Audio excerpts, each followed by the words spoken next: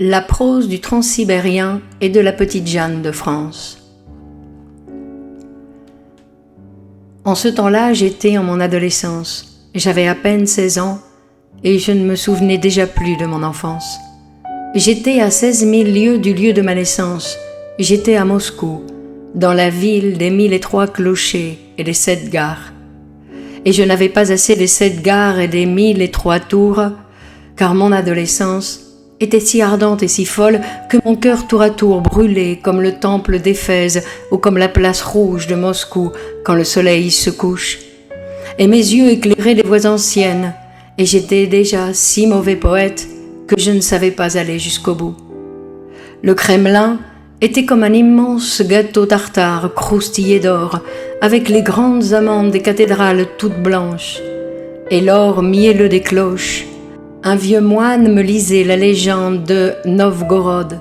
J'avais soif, et je déchiffrais des caractères cunéiformes, puis tout à coup, les pigeons du Saint-Esprit s'envolaient sur la place, et mes mains s'envolaient aussi avec des bruissements d'albatros, et ceci, c'étaient les dernières réminiscences du dernier jour de tout dernier voyage et de la mer. Pourtant, j'étais fort mauvais poète. Je ne savais pas aller jusqu'au bout, j'avais faim, et tous les jours et toutes les femmes dans les cafés et tous les verres, j'aurais voulu les boire et les casser, et toutes les vitrines et toutes les rues, et toutes les maisons et toutes les vies, et toutes les roues des fiacres qui tournaient en tourbillon sur les mauvais pavés. J'aurais voulu les plonger dans une fournaise de glaive, et j'aurais voulu broyer tous les os et arracher toutes les langues, et liquéfier tous ces grands corps étranges et nus sous les vêtements qui m'affolent. Je pressentais la venue du grand Christ rouge de la révolution russe, et le soleil était une mauvaise plaie qui s'ouvrait comme un brasier. En ce temps-là, j'étais en mon adolescence. J'avais à peine 16 ans et je ne me souvenais déjà plus de ma naissance. J'étais à Moscou, où je voulais me nourrir de flammes, et je n'avais pas assez des tours et des gares que constellaient mes yeux. En Sibérie tonnait le canon, c'était la guerre, la faim, le froid, la peste et le choléra. Et les eaux limoneuses de l'amour charriaient des millions de charognes. Dans toutes les gares, je voyais partir tous les derniers trains. Personne ne pouvait plus partir car on ne délivrait plus de billets, et les soldats qui s'en allaient auraient bien voulu rester. Un vieux moine me chantait la légende de Novgorod. Moi, le mauvais poète, qui ne voulait aller nulle part, je pouvais aller partout.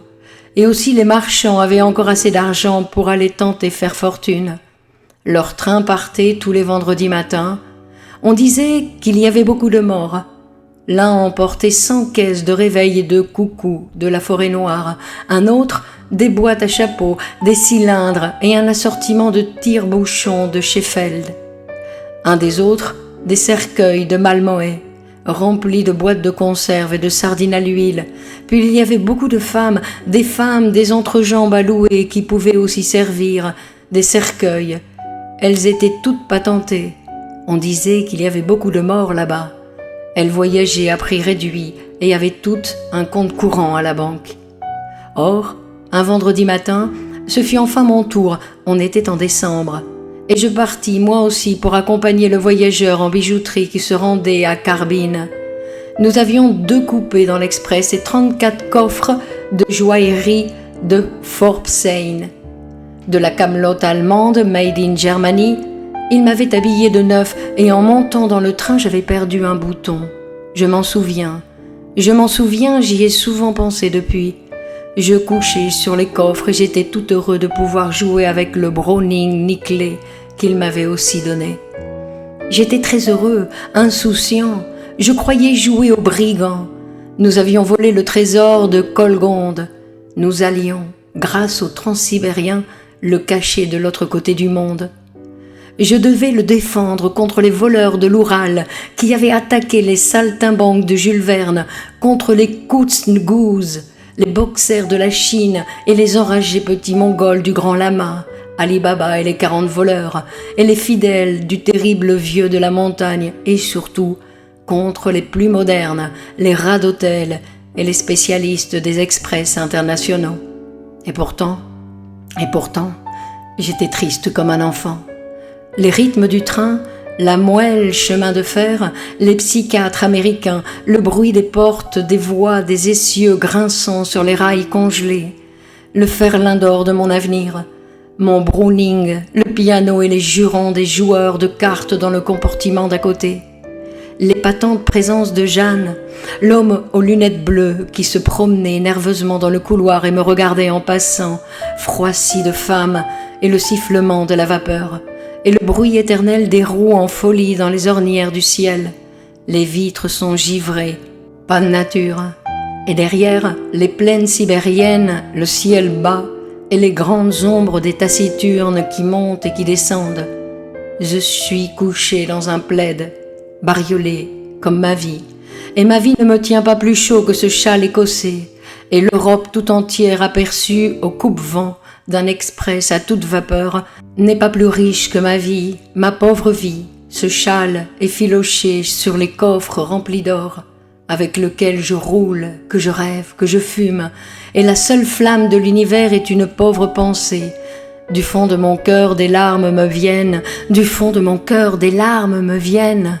Si je pense, amour, à ma maîtresse, elle n'est qu'une enfant que je trouvais ainsi, pâle, immaculée, au fond d'un bordel. Ce n'est qu'une enfant blonde, rieuse et triste, elle ne sourit pas et ne pleure jamais. Mais au fond de ses yeux, quand elle vous y laisse boire, tremble un doux lys d'argent, la fleur du poète. Elle est douce et muette, sans aucun reproche, avec un long tressaillement à votre approche. Mais quand moi je lui viens, de ci, de là, de fête, elle fait un pas, puis ferme les yeux, et fait un pas, car elle est mon amour. Et les autres femmes n'ont que des robes d'or sur de grands corps de flammes. Ma pauvre amie est si esselée, elle est toute nue, n'a pas de corps, elle est trop pauvre. Elle n'est qu'une fleur candide, fluette, la fleur du poète, un pauvre lys d'argent, tout froid, tout seul et déjà si fané, que les larmes me viennent si je pense à son cœur. Et cette nuit est pareille à 100 000 autres quand un train file dans la nuit. Les comètes tombent, et que l'homme et la femme, même jeunes, s'amusent à faire l'amour. Le ciel est comme la tente déchirée d'un cirque pauvre dans un petit village de pêcheurs, en Flandre. Le soleil est un fumeux quinquet, et tout en haut, d'un trapèze, une femme fait la lune. La clarinette, le piston, une flûte aigre et un mauvais tambour. Et voici mon berceau, mon berceau. Il était toujours près du piano quand ma mère, comme Madame Bovary, jouait les sonates de Beethoven. J'ai passé mon enfance dans les jardins suspendus de Babylone et l'école buissonnière dans les gares devant les trains en partance. Maintenant, j'ai fait courir tous les trains derrière moi. Bâle, Tombouctou. J'ai aussi joué aux courses à Auteuil et à Longchamp, Paris, New York. Maintenant, j'ai fait courir tous les trains tout le long de ma vie. Madrid, Stockholm. Et j'ai perdu tous mes paris. Il n'y a plus que la Patagonie qui convienne à mon immense tristesse. La Patagonie est un voyage dans les mers du Sud. Je suis en route, j'ai toujours été en route. Le train fait un saut périlleux et retombe sur toutes ses roues. Le train retombe sur ses roues, le train retombe toujours sur toutes ses roues. Blaise, dis, sommes-nous bien loin de Montmartre ? Nous sommes loin, Jeanne. Tu roules depuis 7 jours, tu es loin de Montmartre, de la butte qui t'a nourri, du Sacré-Cœur contre lequel tu t'es blotti. Paris a disparu et son énorme flambée.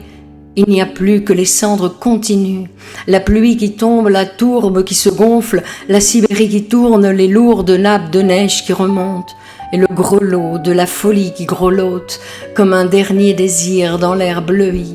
Le train palpite au cœur des horizons plombés, et ton chagrin ricane.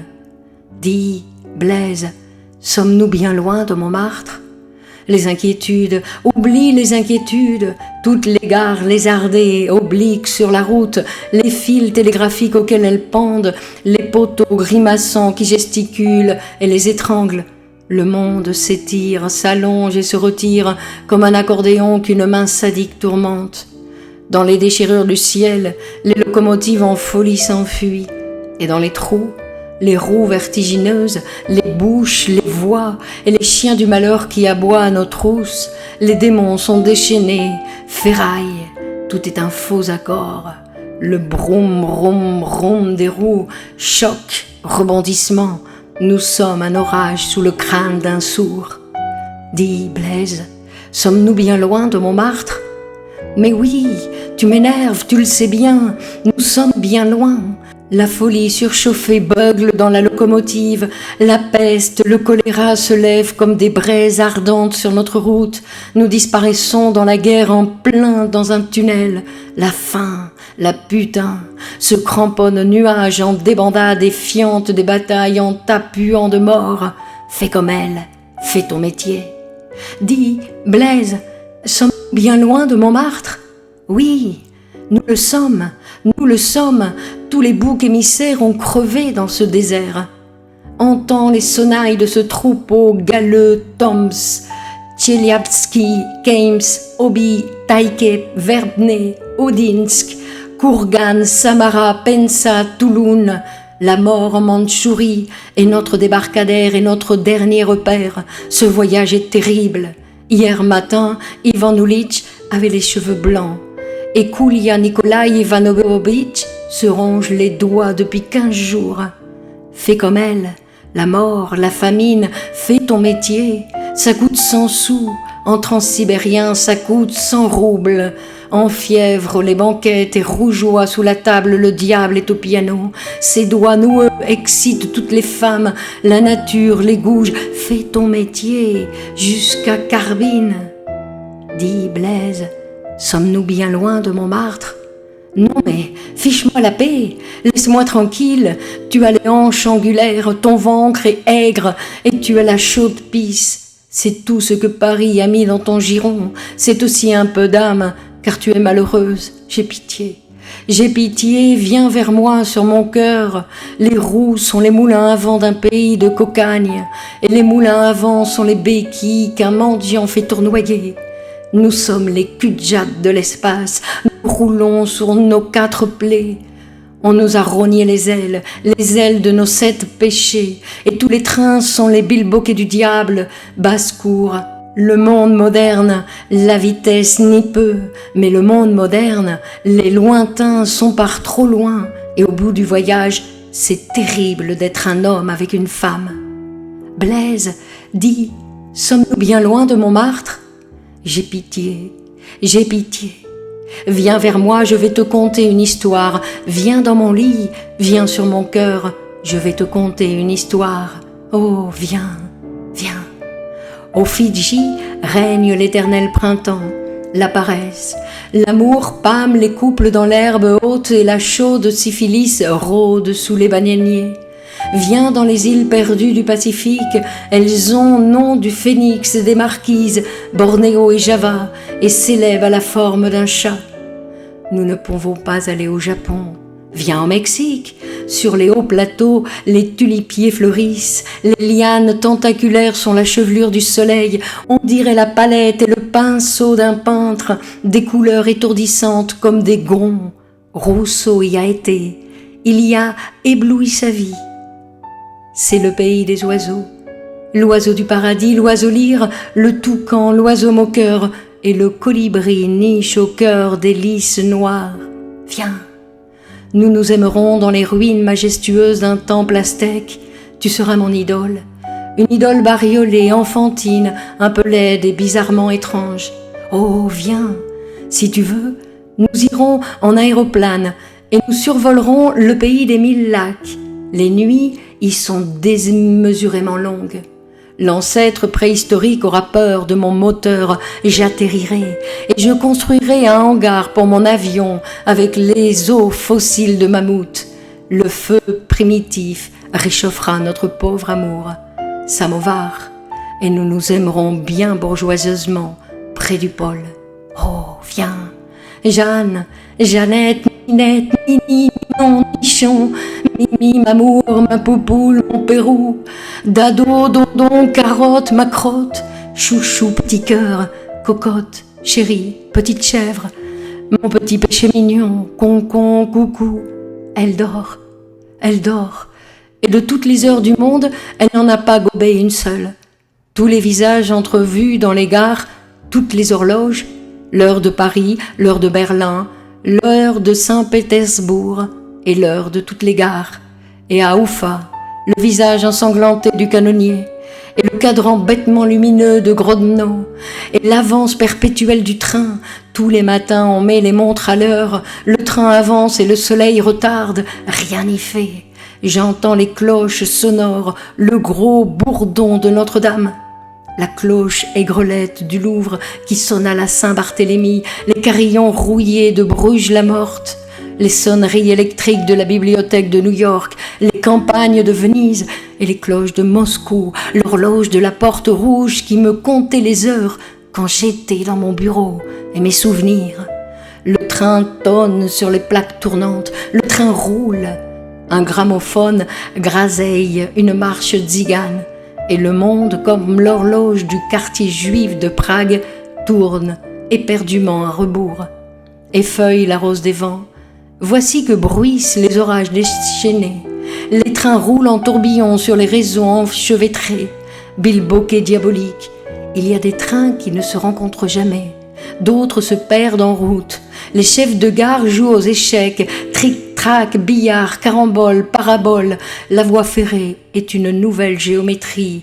Syracuse, Archimède, et les soldats qui l'égorgèrent, et les galères, et les vaisseaux, et les engins prodigieux qu'il inventa, et toutes les tueries.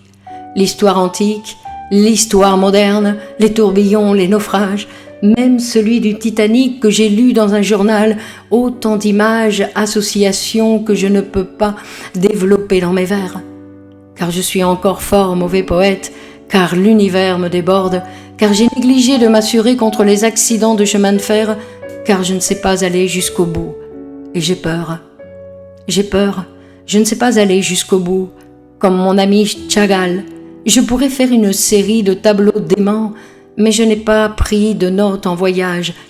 Pardonnez-moi mon ignorance, pardonnez-moi de ne plus connaître l'ancien jeu des vers, comme dit Guillaume Apollinaire. Tout ce qui concerne la guerre, on peut le lire dans les mémoires de Kuropatkin, ou dans les journaux japonais qui sont aussi cruellement illustrés. À quoi bon me documenter? Je m'abandonne au sursaut de ma mémoire. À partir d'Irkoutsk, le voyage devint beaucoup trop lent, beaucoup trop long. Nous étions dans le premier train qui contournait le lac Baïkal. On avait orné la locomotive de drapeaux et de lampions, et nous avions quitté la gare aux accents tristes de l'hymne au tsar. Si j'étais peintre, je déverserais beaucoup de rouge, beaucoup de jaune sur la fin de ce voyage, car je crois bien que nous étions tous un peu fous, et qu'un délire immense ensanglantait les faces énervées de mes compagnons de voyage.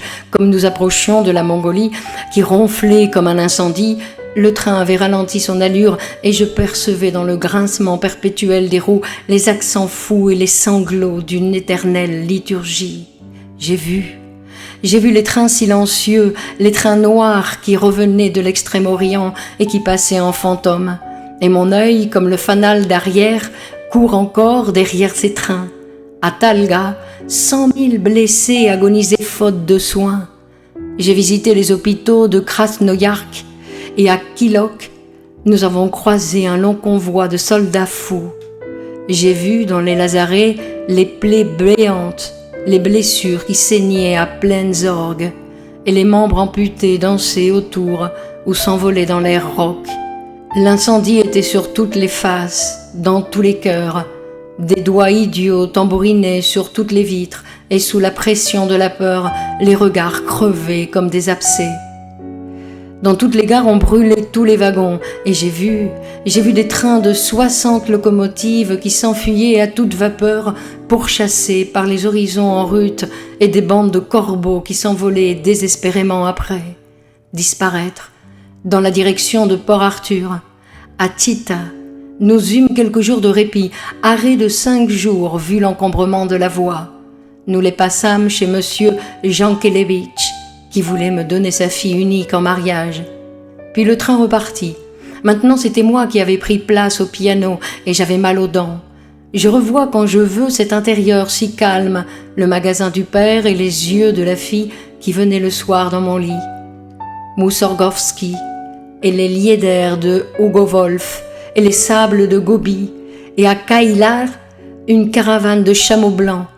Je crois bien que j'étais ivre durant plus de 500 kilomètres.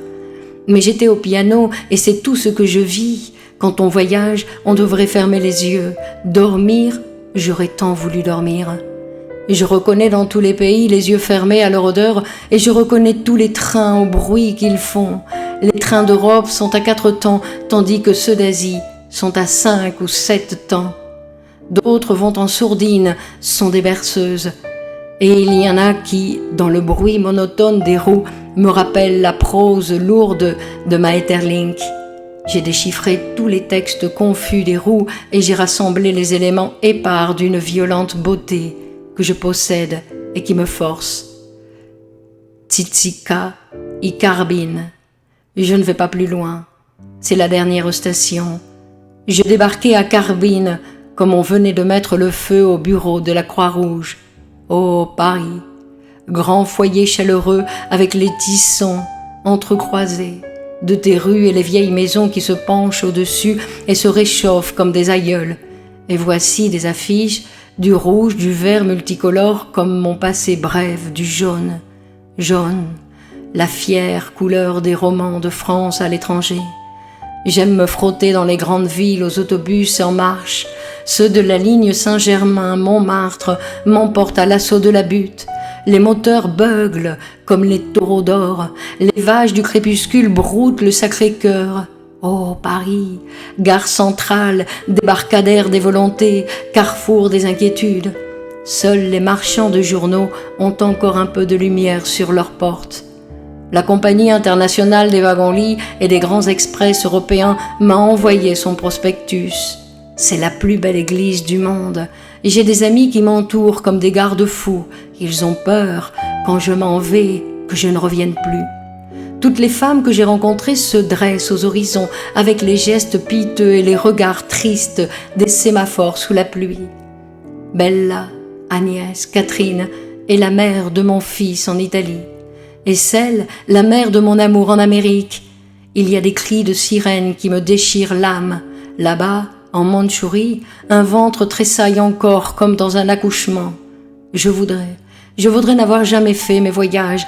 Ce soir, un grand amour me tourmente, et malgré moi, je pense à la petite Jeanne de France. C'est par un soir de tristesse que j'ai écrit ce poème en son honneur. Jeanne, la petite prostituée, je suis triste. J'irai au lapin agile, me ressouvenir de ma jeunesse perdue et boire des petits verres, puis je rentrerai seule. Paris, ville de la tour unique, du grand gibet et de la roue.